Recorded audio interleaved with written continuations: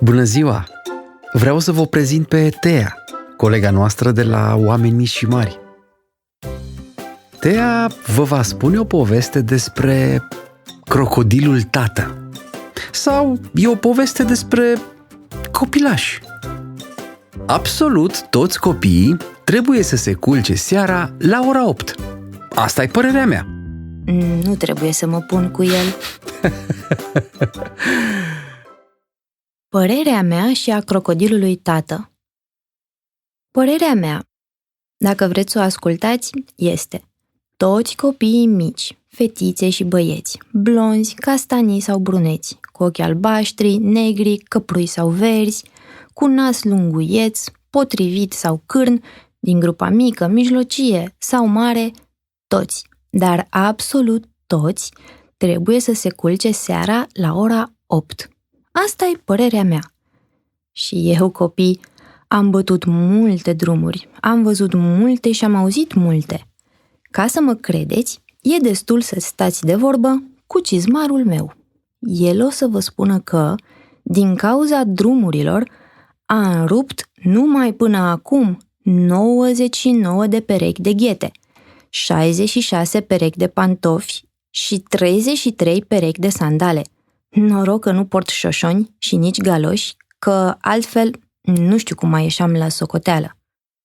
Ei bine, în călătoriile mele am trecut și printr-o țară care, așa cum aveți voi nume, are și ea unul. Dacă o întrebi, cum te cheamă? Ea îți răspunde foarte politicos: mă numesc Congo. De aici până în Congo e foarte departe. E tot atât de departe cât și din Congo până aici. Dar pentru că povestea asta s-a petrecut acolo, eu nu mă uit la depărtare și vă spun. Trăia în Congo o familie de crocodili. Tatăl crocodil, mama crocodil și băiețelul crocodil.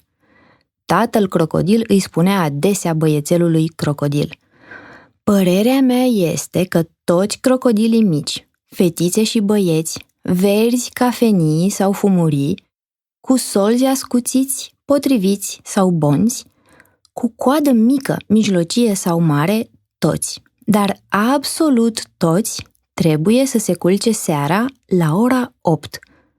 Băiețelului crocodil puțin îi păsa însă de părerea tatălui crocodil. El făcea ce făcea și se culca târziu, mult după ora 8, chiar după ora 9. Auziți, copii, chiar după ora 9, nemaipomenit. Iar a doua zi de dimineață, mama crocodil trebuia să-l tragă de coadă ca să se scoale. Într-o zi, când tatăl crocodil îl întrebă: când o să binevoiești să te culci la ora 8? Băiețelul crocodil răspunse: când o să-mi cumperi un ceas. Acum nu știu când e ora 8, de aceea mă culc mai târziu. Se sfătuiră și se chibzuiră tatăl crocodil și mama crocodil și cumpărară de la ceasornicarul crocodil un ceas. La noi s-ar numi ceas de mână, dar la crocodili, pentru că n-au mâini, se cheamă ceas de coadă. Dar băiețelul crocodil se uită la ceas și se strâmbă. E prea mic, nu o să văd când e ora 8.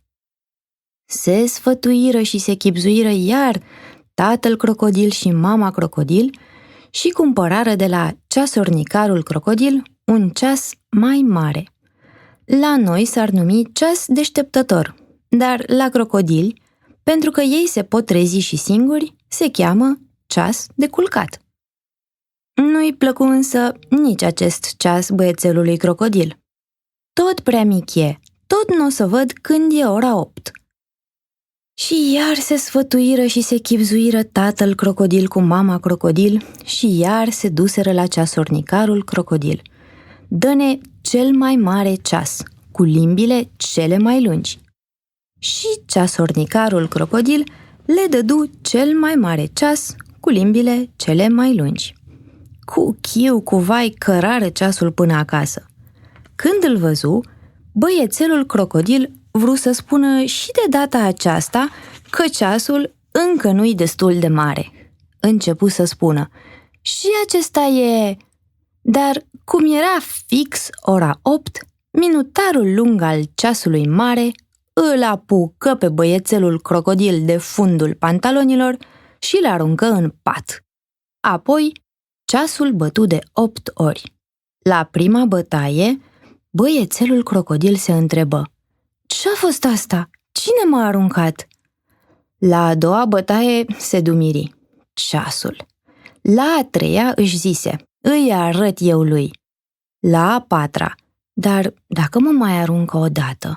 La a cincea: "Nu trebuie să mă pun cu el." La a șasea: "Dar ce-ar fi dacă m-aș culca?" La a șaptea: "Chiar o să mă culc." Iar la a opta, băiețelul crocodil a dormit și nu se mai trezi până dimineață. Știu, copii, povestea asta nu se poate petrece la noi, pentru că la noi nu sunt crocodili. Totuși, eu rămân la părerea mea și a crocodilului tată. Mulțumim, Tea! Mai vreți o poveste?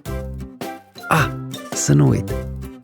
Podcastul Oameni Mici și Mari este susținut de doi oameni mari, Mihai și Ionuț, de la Big Time Production.